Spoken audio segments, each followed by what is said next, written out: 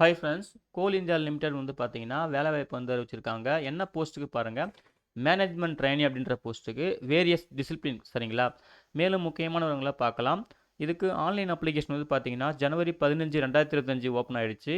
Last date வந்து பார்த்தீங்கன்னா, பிப்ரவரி 16, 2025 ஓகேங்களா? இன்னும் எக்ஸாக்ட்டா 2 டேஸ் தான் இருக்கு. ஸோ குயிக்கா ரெஃபர் பண்ணிட்டு அப்ளை பண்ணுங்க. ஸோ என்னென்ன டிசிப்ளின் அதுக்கான கல்வித் தகுதி என்னன்னு சொல்லிட்டு பார்ப்போம். ஃபர்ஸ்ட்டு வந்து கம்யூனிட்டி டெவலப்மெண்ட் அதுக்கான போஸ்ட் கோடு வந்து பார்த்துக்கங்க 17. இதுக்கான கல்வித் தகுதி வந்து பார்த்தீங்கன்னா, கம்யூனிட்டி டெவலப்மெண்ட் ரிலேட்டடாக நீங்கள் வந்து பிஜி டிகிரி வந்து முடிச்சிருக்கணும் அப்படின்னு சொல்லியிருக்காங்க. மினிமம் 60% மார்க் இருக்கணும். அதுக்கப்புறம் என்வரன்மெண்ட் அதுக்கு வந்து பார்த்தீங்கன்னா, போஸ்ட் கோட் வந்து 18. இதுக்கு வந்து பார்த்தீங்கன்னா, என்வரன்மெண்டல் இன்ஜினியரிங் வந்து நீங்கள் ஃபஸ்ட் கிளாஸில் டிகிரி வந்து முடிச்சிருக்கணும்னு சொல்லியிருக்காங்க. அதுக்கப்புறம் அல்லது நீங்கள் பிஜி டிகிரி வந்து முடிச்சிருந்தாலும் நீங்கள் எலிஜிபிள் அப்படின்னு சொல்லியிருக்காங்க. அதாவது என்வரன்மெண்டல் இன்ஜினியரிங்கில் சரிங்களா? பிஜி டிகிரி இல்லை டிப்ளமோ இன் என்வரன்மெண்டல் இன்ஜினியரிங் முடிச்சிருந்தாலும் நீங்கள் இந்த டிசிப்ளினுக்கு வந்து அப்ளை பண்ணலாம் அப்படின்னு சொல்லியிருக்காங்க. சரிங்களா? அதே போல் ஃபினான்ஸ்க்கு வந்து பார்த்தீங்கன்னா, நீங்கள் வந்து சார்ட்டர்ட் அக்கௌண்ட் சிஏ வந்து முடிச்சிருந்தீங்கன்னா அப்ளை பண்ணலாம்னு சொல்லியிருக்காங்க. அதுக்கப்புறம் லீகல் டிசிப்ளினுக்கு வந்து பார்த்தீங்கன்னா, நீங்கள் வந்து டிகிரி இன் லா ஓகேங்களா? 3 இயர்ஸ் கோர்ஸ் இல்லை 5 இயர்ஸ் கோர்ஸாவது நீங்கள் முடிச்சிருக்கணும் அப்படின்னு சொல்லியிருக்காங்க. எல்லா கல்வி தகுதிக்கும் வந்து பார்த்தீங்கன்னா, மினிமம் 60% மார்க் வந்து நீங்கள் செக்யூர் பண்ணியிருக்கணும்னு சொல்லியிருக்காங்க. அப்புறம் மார்க்கெட்டிங் அண்ட் சேல்ஸ்க்கு வந்து பார்த்தீங்கன்னா, நீங்கள் வந்து 2 இயர்ஸ் எம்பிஏ இல்லை பிஜி டிப்ளமோ வந்து முடிச்சிருக்கணும். மேனேஜ்மெண்ட் ரிலேட்டடா அப்படின்னு சொல்லியிருக்காங்க. அதையும் வந்து நோட் பண்ணிக்கங்க. அதுக்கப்புறம் மெட்டீரியல்ஸ் மேனேஜ்மெண்ட் இதுக்கு வந்து பார்த்தீங்கன்னா, நீங்கள் வந்து இன்ஜினியரிங் டிகிரி வந்து முடிச்சிருக்கணும். பிஇ, பிடெக் அதாவது எலக்ட்ரிக்கல் இல்லை மெக்கானிக்கல் அதில் வந்து முடிச்சிருக்கணும். அது கூட வந்து பார்த்தீங்கன்னா, நீங்கள் வந்து எம்பிஏ இல்லை பிஜி டிப்ளமோ வந்து முடிச்சிருக்கணும்னு சொல்லியிருக்காங்க. ஓகேங்களா? அதுக்கப்புறம் பர்சனல் அண்ட் ஹெச்ஆருக்கு வந்து பார்த்தீங்கன்னா, நீங்கள் வந்து டிகிரி முடிச்சுட்டு ஃபுல் டைம் பிஜி கிராஜுவேட் ஓகேங்களா? அதை முடிச்சிருக்கணும். அப்படி இல்லைன்னா பார்த்தீங்கன்னா, நீங்கள் பிஜி டிப்ளமோ முடிச்சிருக்கணும் அப்படின்னு சொல்லியிருக்காங்க. ஓகேங்களா? அதாவது ஏதாவது ஒரு டிகிரி படிச்சிருக்கணும். அது கூட வந்து ஒரு பிஜி டிகிரி வந்து முடிச்சிருக்கணும்னு சொல்லியிருக்காங்க. அப்படி இல்லைன்னா பார்த்தீங்கன்னா, பிஜி டிப்ளமோ முடிச்சிருக்கணும். அப்படி இல்லைன்னா பிஜி டிகிரி வந்து ப்ரோக்ராம் அதாவது மேனேஜ்மெண்ட் ரிலேட்டடாக வந்து நீங்கள் முடிச்சிருக்கணும் அப்படின்னு சொல்லியிருக்காங்க. ஸோ தெளிவாக வந்து பார்த்துக்குங்க. இல்லை எம்பிஏ முடித்தாலும் ஓகே தான். இல்லை மாஸ்டர் ஆஃப் சோஷியல் ஒர்க் முடித்தாலும் ஓகே தான் அப்படின்னு சொல்லியிருக்காங்க. ஓகேங்களா? ஸோ இதெல்லாம் தெளிவாக செக் பண்ணிவிட்டு அதுக்கப்புறம் அப்ளை பண்ணுங்கள். அப்புறம் செக்யூரிட்டி அந்த டிபார்ட்மெண்ட்க்கு வந்து பார்த்தீங்கன்னா, எனி டிகிரி முடிச்சிருந்தா அப்ளை பண்ணலாம் அப்படின்னு சொல்லியிருக்காங்க. அப்புறம் கோல் ப்ரிப்பரேஷன் அந்த டிபார்ட்மெண்ட்க்கு வந்து பார்த்தீங்கன்னா, பிஇ, பிடெக், பிஎஸ்சி இன்ஜினியரிங் ஓகேங்களா? அதாவது chemical, mineral engineering, mineral and metallurgical engineering சரிங்களா? இந்த டிபார்ட்மெண்ட்டில் முடிச்சிருந்தீங்கன்னா, நீங்கள் வந்து இந்த கோல் ப்ரிப்பரேஷனுக்கு வந்து அப்ளை பண்ணலாம் அப்படின்னு சொல்லியிருக்காங்க. ஸோ கல்வித் தகுதியை பொறுத்த வரைக்கும் நீங்கள் உங்கள் டிகிரியில் வந்து மினிமம் 60% மார்க் வந்து ஹோல்டு பண்ணியிருக்கணும். அதான் தெளிவாக எல்லாத்துலேயுமே சொல்லியிருக்காங்க. மெயினாக போஸ்ட் கோடு வந்து நோட் பண்ணிக்கோங்க ஓகேங்களா? ஒவ்வொரு டிசிப்ளினுக்கும் என்ன போஸ்ட் கோடுன்னு நோட் பண்ணிக்கோங்க சரிங்களா? அதுக்கப்புறம் வந்து இந்த கல்வித் தகுதிக்கான க்ரைட்டேரியா சொல்லியிருக்காங்க. அதாவது பர்சனல் அண்ட் ஹெச்ஆர் இந்த போஸ்டிங் தவிர்த்து மற்ற எல்லா டிசிப்ளினுக்கும் வந்து பார்த்தீங்கன்னா, நீங்கள் வந்து டிஸ்டன்ஸ் லேர்னிங் இல்லை வந்து ஆன்லைன் மோடு இந்த மாதிரி படிச்சிருந்தால் நீங்கள் வந்து அப்ளை பண்ணலாம் எலிஜிபிள் தான் அப்படின்னு சொல்லியிருக்காங்க. அதாவது பர்சனல் அண்ட் ஹெச்ஆர் டிசிப்ளின் தவிர்த்து ஓகேங்களா? ஸோ மற்றபடி பர்சனல் ஹெச்ஆர்லாம் வந்து பார்த்தீங்கன்னா, நீங்கள் வந்து கம்பல்சரி நீங்கள் வந்து ஃபுல் டைமில் தான் படிச்சிருக்கணும். ரெகுலர் கோர்ஸ்லாம் படிச்சிருக்கணும் அப்படின்னு சொல்லியிருக்காங்க. ஸோ உங்க கீழே அந்த லைன் படிச்சுக்கோங்க. ஹவவர் இன் என்வரன்மெண்ட் கோல் ப்ரிப்பரேஷன் மெட்டீரியல்ஸ் மேனேஜ்மெண்ட் டிசிப்ளின்லாம் வந்து பார்த்தீங்கன்னா, அப்புறம் engineering degree should be full time regular course சொல்லி சரிங்களா? ஸோ இந்த இந்த போஸ்ட்லாம் நீங்கள் அப்ளை பண்ணீங்கன்னா, நீங்கள் வந்து இன்ஜினியரிங் டிகிரிலாம் வந்து பார்த்தீங்கன்னா, ரெகுலர் கோர்ஸ் தான் முடிச்சிருக்கணும் அப்படின்னு சொல்லியிருக்காங்க. ஃபுல் டைம் ரெகுலர் கோர்ஸில் தான் முடிச்சிருக்கணும். அதான் தெளிவாக வந்து பார்த்தீங்கன்னா சொல்லியிருக்காங்க. கரெக்டாக நோட் பண்ணிக்கோங்க ஓகேங்களா? அதுக்கப்புறம் எக்ஸ்பீரியன்ஸ் வந்து பார்த்தீங்கன்னா, செக்யூரிட்டி டிசிப்ளின் ஓகேங்களா? செக்யூரிட்டி டிபார்ட்மெண்ட் வந்து கேட்டிருக்காங்க இல்லையா? எனி கிராஜுவேட்டுக்கு அதுக்கு வந்து எக்ஸ்பீரியன்ஸ் கேட்குறாங்க. மினிமம் ஒரு 2 இயர்ஸ்லேருந்து அப்புறம் 5 இயர்ஸ் அப்படின்னு சொல்லிட்டு அது வந்து அந்தந்த எக்ஸ்பீரியன்ஸ் அந்த ரெலவெண்ட் எக்ஸ்பீரியன்ஸ் பொறுத்து மாறுது. ஸோ அது தெளிவாக வந்து செக் பண்ணிக்கோங்க சரிங்களா? அதுக்கப்புறம் நீங்கள் வந்து ஃபைனல் இயர் வந்து படிச்சுட்டு இருக்கீங்க அப்படின்னு பார்த்தீங்கன்னா, உங்களுக்கு வந்து ஏதாவது வந்து போஸ்ட் வந்து எலிஜிபிள் ஆகுறீங்க. நீங்கள் வந்து ஃபைனல் இயர் படிக்கிறீங்க, இல்லை ஃபைனல் செமஸ்டர் படிக்கிறீங்க அப்படின்னு பார்த்தீங்கன்னா, நீங்களுமே அப்ளை பண்ணலாம் அப்படின்னு சொல்லியிருக்காங்க. ஆனால் செலெக்ஷனுக்கு முன்னாடி நீங்கள் வந்து பார்த்தீங்கன்னா, ரெக்கார்ட் டாக்குமெண்ட் வந்து சப்மிட் பண்ணுற மாதிரி இருக்கும்னு சொல்லியிருக்காங்க. அதையும் வந்து நோட் பண்ணிக்கோங்க. அதாவது 2024, 2025 இந்த இயரில் படிக்கிற final semester, final year student வந்து அப்ளை பண்ணலாம் அப்படின்னு சொல்லியிருக்காங்க. அப்புறம் ஜென்ரல் கண்டிஷன்ஸ் கொடுத்துருக்காங்க. அதையும் வந்து நோட் பண்ணிக்கோங்க ஓகேங்களா? அதே போல் இந்த கிராஜுவேஷன்லாம் கண்டிப்பாக ரெகக்னைஸ்டு யூனிவர்சிட்டியில் தான் வந்து வாங்கியிருக்குன்னு சொல்லியிருக்காங்க. ஸோ அதுக்கான கைட்லைன்ஸ்லாம் கொடுத்துருக்காங்க. தெளிவாக வந்து பார்த்துக்குங்க. அதுக்கப்புறம் வந்து பார்த்தீங்கன்னா, சிஜிபிஏ கால்குலேஷனுக்குலாம் அந்த கைட்லைன்ஸ் கொடுத்துருக்காங்க. அதையுமே வந்து செக் பண்ணிக்கோங்க சரிங்களா? மேலும் வந்து பார்த்தீங்கன்னா, இப்போ இந்த டிகிரிக்கு வந்து மினிமம் ஒரு மார்க் சொல்லியிருந்தாங்க இல்லையா? 60% அப்படின்னு சொல்லிட்டு அது வந்து ஜென்ரல், ஓபிசி, இடபிள்யூஎஸ் கேட்டகரிக்கு மட்டும் தான் சொல்லியிருக்காங்க.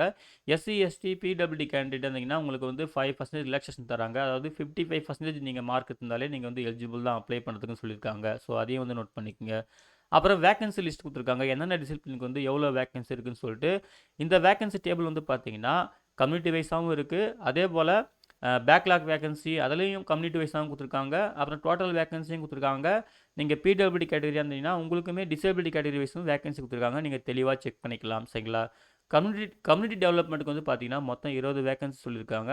அதுக்கப்புறம் வந்து என்வரன்மெண்ட்டுக்கு வந்து பார்த்தீங்கன்னா 28 வேக்கன்சியும், அப்புறம் ஃபினான்ஸ்க்கு வந்து பார்த்தீங்கன்னா 103 வேக்கன்சியும், லீகலுக்கு வந்து பார்த்தீங்கன்னா 18 வேக்கன்சியும், மார்க்கெட்டிங் அண்ட் சேல்ஸுக்கு வந்து 25 வேக்கன்சியும், மெட்டீரியல் மேனேஜ்மெண்ட் வந்து பார்த்தீங்கன்னா 44 வேகன்சியும், பர்சனல் அண்ட் ஹெச்ஆர் டிபார்ட்மெண்ட்டுக்கு வந்து பார்த்தீங்கன்னா 97 வேகன்சியும், செக்யூரிட்டி டிபார்ட்மெண்ட்டுக்கு வந்து 31 வேகன்சியும், கோல் ப்ரிப்பரேஷன் அந்த டிசிப்ளினுக்கு வந்து பார்த்தீங்கன்னா 68 வேகன்சியும், டோட்டலாக வந்து 434 வேகன்சி சொல்லியிருக்காங்க.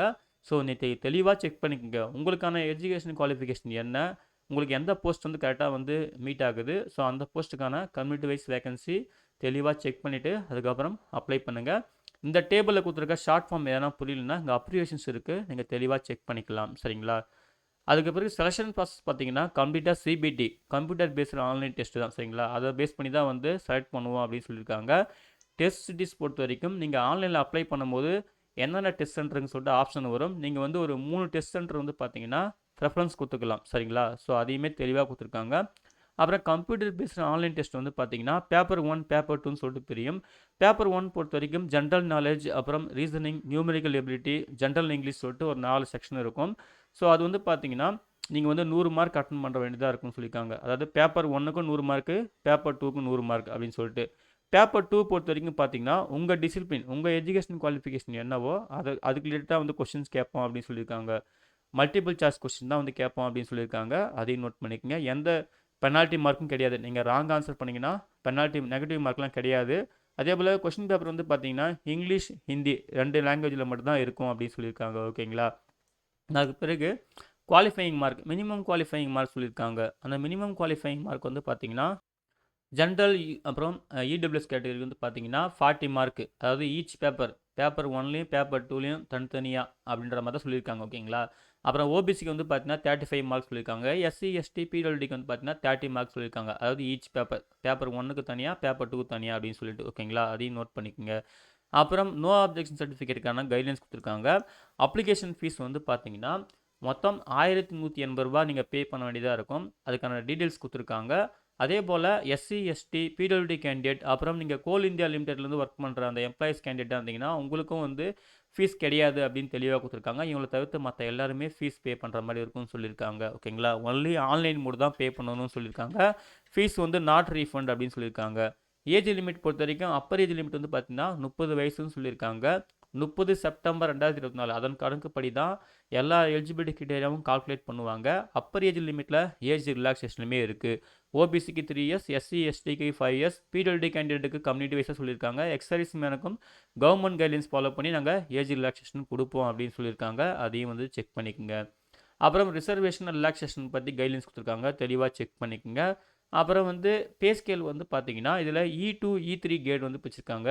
E2 கிரேடில் வந்து வந்தீங்கன்னா உங்களுக்கு வந்து பேசிக் பே வந்து 50,000மும், E3 கிரேடில் வந்தீங்கன்னா உங்களுக்கு பேசிக் பே வந்து 60,000மும் இருக்குன்னு சொல்லியிருக்காங்க. அப்புறம் அலவன்சஸ் பெனிஃபிட்ஸ்லாம் இருக்குன்னு சொல்லியிருக்காங்க. போஸ்டிங் வந்து பார்த்தீங்கன்னா இந்தியாவில் எங்கே வேணாலும் இருக்கலாம். ஸோ இந்தியாவில் வந்து எங்கே போஸ்டிங் போட்டாலும் ஒர்க் பண்ணுற மாதிரி வில்லிங் இருந்துச்சுன்னா அந்த கேண்டிடேட் மட்டும் அப்ளை பண்ணுங்கன்னு தெளிவாக கொடுத்துருக்காங்க. சர்வீஸ் அக்ரிமெண்ட் பாண்ட் அதுக்கான கைட்லைன்ஸும், அதுக்கப்புறம் மெடிக்கல் எக்ஸாமினேஷனுமே இருக்கும் அப்படின்னு சொல்லிட்டு அதுக்கான இன்ஸ்ட்ரக்ஷன் கொடுத்துருக்காங்க. தெளிவாக செக் பண்ணிக்கோங்க. அப்ளை பண்ணதுக்கான கைட்லைன்ஸ் கொடுத்துருக்காங்க. நீங்கள் வந்து அஃபிஷியல் வெப்சைட் coalindia.in வெப்சைட்டில் போய்ட்டு செக் பண்ணிவிட்டு தான் அப்ளை பண்ணணும். அதுக்கப்புறம் என்னென்ன டாக்குமெண்ட்லாம் வந்து அப்லோட் பண்ணணும், அந்த அப்லோட் பண்ணுற டாக்குமெண்ட் வந்து பார்த்தீங்கன்னா செல்ஃப் அட்டஸ்டட் டாக்குமெண்ட்டாக இருக்கணும் அப்படின்னு சொல்லியிருக்காங்க. அதையுமே வந்து நோட் பண்ணிக்கோங்க. சரிங்களா? அதுக்கப்புறம் உங்களுக்கு ஏதாவது டவுட் இருந்துச்சுன்னா அதுக்கான மெயில் ஐடியுமே கொடுத்துருக்காங்க. ஸோ அந்த மெயில் ஐடிலாம் நோட் பண்ணிக்கங்க, நீங்கள் வந்து உங்கள் டவுட்டை வந்து கிளாரிஃபை பண்ணிக்கலாம். அதே போல் ஒரு கேண்டிடேட் வந்து பார்த்தீங்கன்னா ஒரு டிசிப்ளின் தான் வந்து அப்ளை பண்ணணும்னு தெளிவாக கொடுத்துருக்காங்க. இங்கே பாருங்கள், candidate can submit online application for one discipline only அப்படின்னு கொடுத்துருக்காங்க. அதாவது ஒரு போஸ்ட் அப்படின்னு சொல்லிட்டு. ஓகேங்களா? அதையும் நோட் பண்ணிக்கோங்க.